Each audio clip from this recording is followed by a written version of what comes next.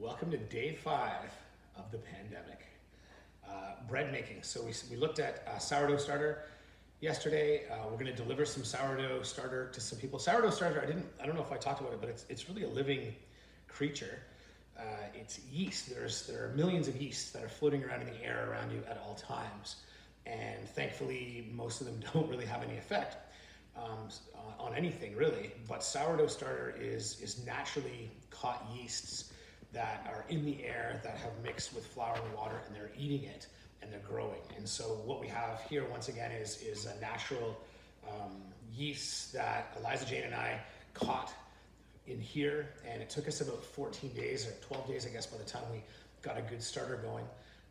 And then we also had a donation from a former student, Emma McIsaac, who makes artisan bread.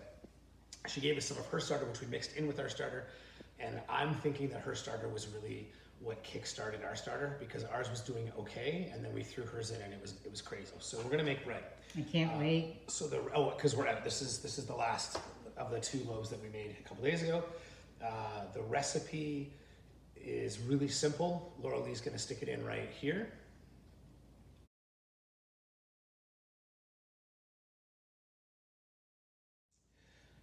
And so really it's just water, flour, and salt, and then starter. So here's how we do it. So I'm gonna make a double batch. So the recipe that you have, I'm just gonna double all of it. I'll make 2 different loaves, and I'll show you how to make one if you have a Dutch oven, not like going to bed kind of Dutch oven, Laura Lee, or if you've got just a regular pot to cook it in. So I'm using a large bowl. Step 1 is you need 50 grams of active starter. So you've got to let this stuff really froth up and go crazy and be ready for action. And this stuff is bubbly as can be. I don't know if you can see it from there, but there are bubbles all up and down the sides, and it's just really a frothy mess in here. So I'm gonna add, the recipe's calling for 50 grams of this. So I'm gonna add 100, that's called doubling. Oh, that was 94. It's about the equivalent of a 1/4 cup for the recipe. Oh, what a gross mess. What equivalent of a 1/4 cup for the recipe. There, I've got a full 100 grams there now. And then the second thing that I'm gonna add is the water. Now I'm gonna zero my scale. I am adding, so it says 375 grams of water, which is 1.5 cups. So it's about, for me today, it'll be 3 cups of water. I'm gonna add the water next. So I've gotta go 750 grams total. It's a lot of water. The water is warm. That helps the yeast. Over there, 750 grams. Then I'm gonna take a fork and I'm gonna make this into a sort of a slurry. What happens there is the yeast now is spreading itself out all in this soupy, watery mess. And the yeast is everywhere. So we don't want the yeast all stuck on one part of the mix. Once we add the flour, we want it to go everywhere. And so really what I've just made now looks sort of like, it looks like skim milk. So it's all mixed around. Next ingredient that we're gonna add is our flour. And I'm gonna add a whole kilogram of flour. The recipe calls for 500 grams or 1/2 kilogram. So the recipe calls for 4 cups. That's what you can put in as 4 cups. But once again, I'm doubling up here. So we're gonna add in quite a bit. 995, 97. Great math for the kids on this one too. You know, you can talk about it. Do you need more? Did mommy add too much? Did daddy add too much? They're exactly 1 kilogram. The flour that I'm using is Robin Hood flour. Other flours are also okay. There's a Costco flour, comes in a great big 20 kilogram container. The important part is the gluten in the flour. It has to be gluten for this bread. It has to be a gluten flour. Otherwise it doesn't work. So the last ingredient is salt. I'm using Himalayan sea salt. In fact, I don't know if there's going to be quite enough in there. Jeb, if you can bring me some more. I need 18 grams. And so, let's see what we have here. Oh, wow. And that is not even close to being enough. That's only 6, so this could take a while. All right, sorry about that.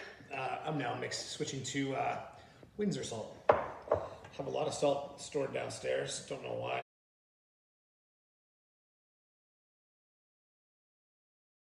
As we were preparing for the apocalypse, which is of course happening right now, we did store a lot of food items, and salt is one of those things that we stored a lot of.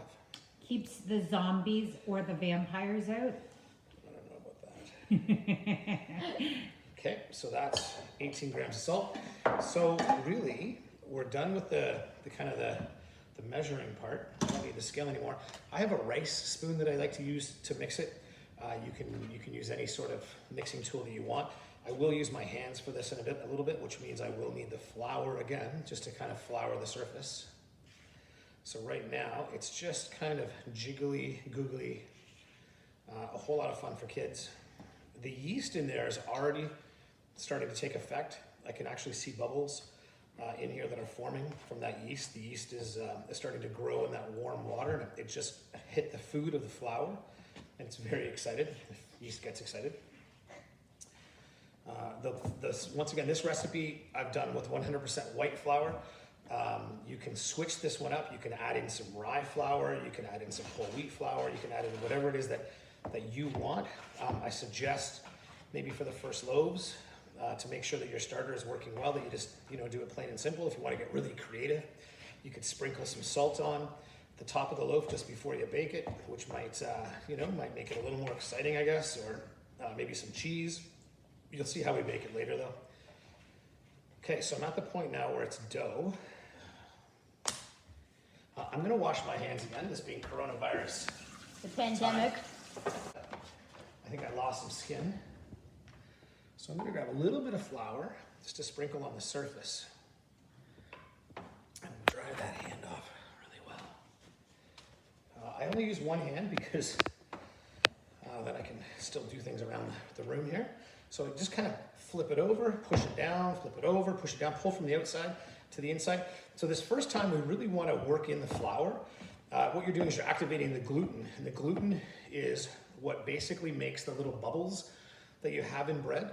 The yeast gives off gas, so the yeast farts, and the yeast farts need to kind of go somewhere. And so because the gluten in the flour is very rubbery, it holds those little farts in, and it makes those nice bubbles that you see in your bread.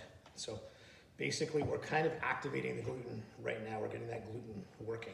It's sort of the opposite of pies. You overwork bread, you underwork your pie.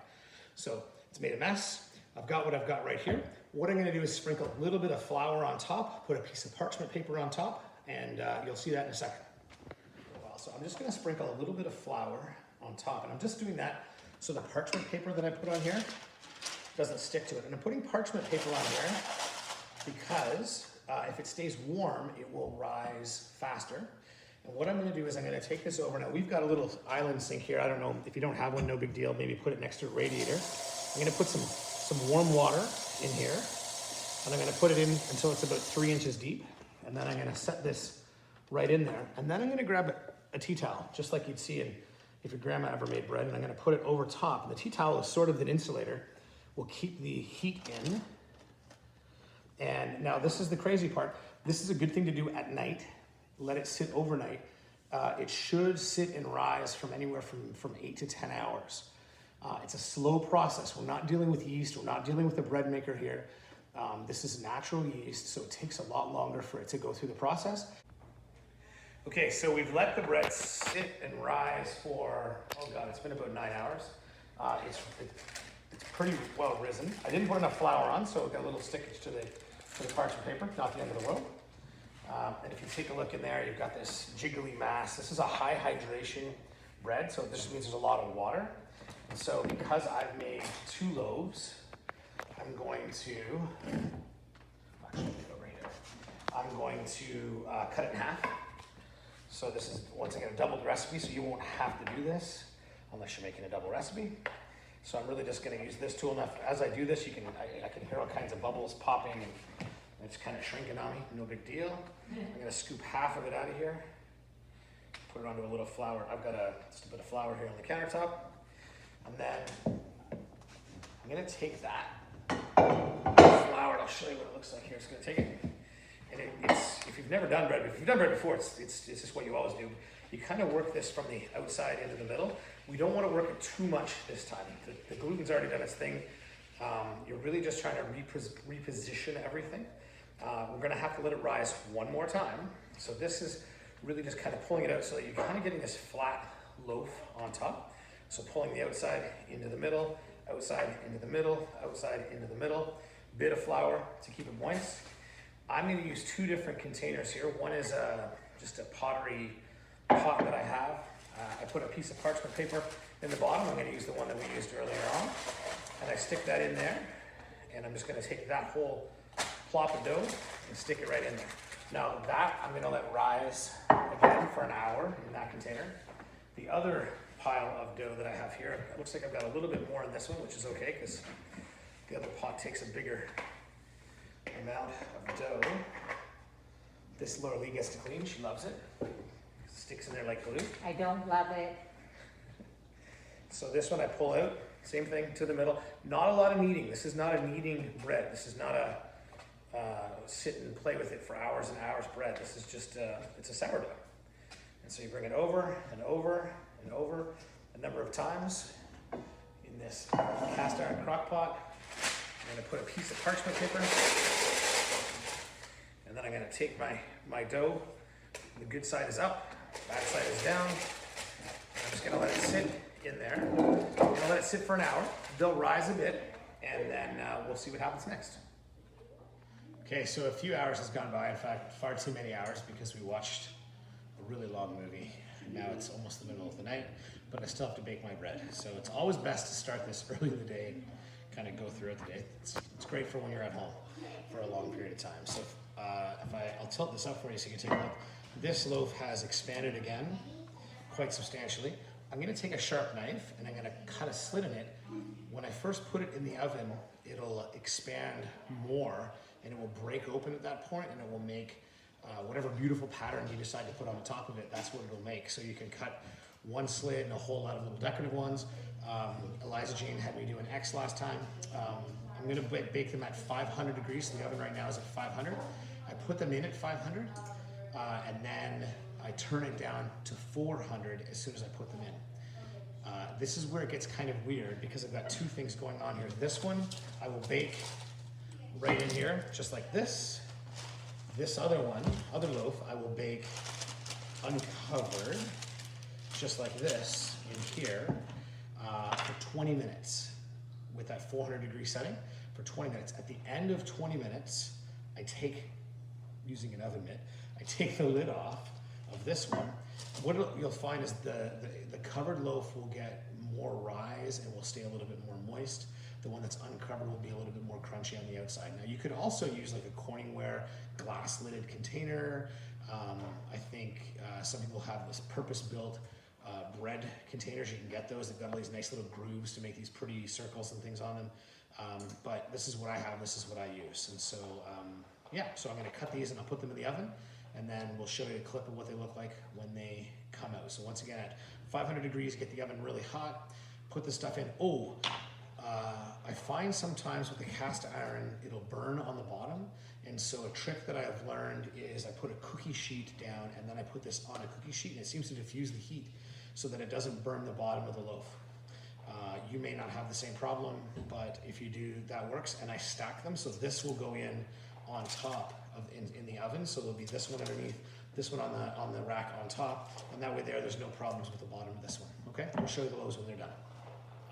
I cooked them 20 minutes, then I uncovered this one, and then I give them another 20 minutes, so 40 minutes total. And then when I pull them out, I actually take them right out of these containers and I put them back in for another 5 minutes. So if I roll this one over, I'll see if I can check the bottom. This loaf, you can see it's quite nice and brown. So I can take it out of there. Whew, hot as can be. This one right here, I'm gonna use this to flip it over. A little too brown, see the bottom? A little more brown than I'd like, but listen to that sound. It's nice and hollow sounding, so you know that it's risen a lot, and the bottom of that one's gonna be quite delicious. So sourdough bread, hopefully yours works out as well as ours does. We've been making it every couple days, and it's fun, and it's cheap, and it's delicious. You're now an artisan baker.